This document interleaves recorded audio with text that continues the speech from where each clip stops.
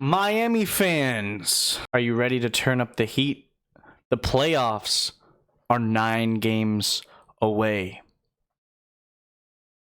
What's going, YouTube? It's your boy WonderBread back on his burnt toast. And speaking of burnt toast, that toast was thrown into the oven, put on broil, and it physically burnt, because today we are bringing back the return of the Heatcheck. We're just gonna hop right into this one. All right, so the last time we were here, we were talking about the Miami Heat versus the Charlotte Hornets.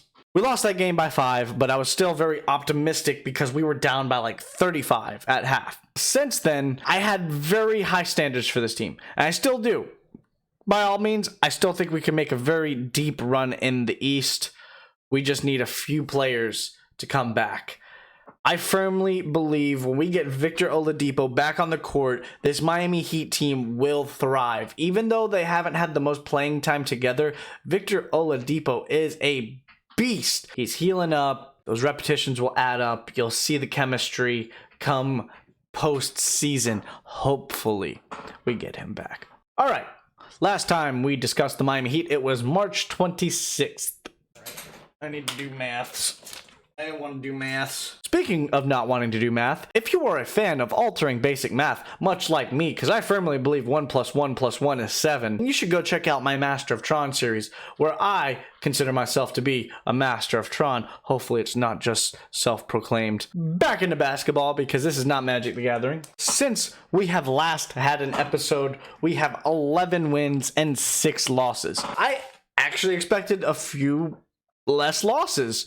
I got a few wins in there that I was pretty shocked about, but we also had some losses in there that were quite devastating.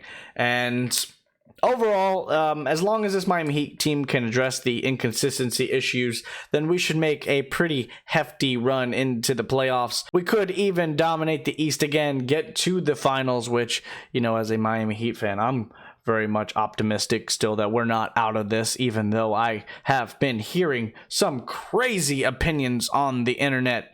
Opinions like Kendrick Nunn isn't that good. Opinions like Tyler Herro is a complete bust in his sophomore season. Opinions like Ochoa is just not cutting it because he's playing like a rookie. He's playing like a rookie because he's a rookie. But I digress. 9 games remaining, and we are making a pretty decent run at potentially that 6th spot. That 6th spot, you're not in that postseason tournament. But even if we end up in that postseason tournament, I think Victor Oladipo comes back and we breeze right through it to get to the actual playoffs. But if all goes well, we take that 6th spot, we're not in that postseason tournament, we could very well take the East again. Getting into today's episode, though, I'm just going to kind of break down this next week because I don't believe I'm going to individually go over all the games that I missed since March 26th.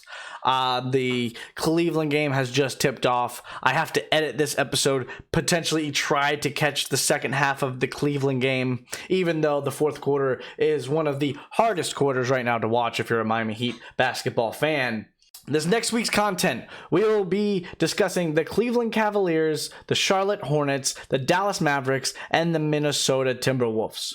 We have back-to-back away games, and then we have 2 home games that are spread out by a few days. As for tonight, Cleveland Cavaliers. I firmly believe we're going to take that win tonight. Now moving on to tomorrow against Charlotte. While I would like to say I guarantee a victory tomorrow night as well, I am a little terrified. Why? Because Charlotte's been coming to play every time they face Miami.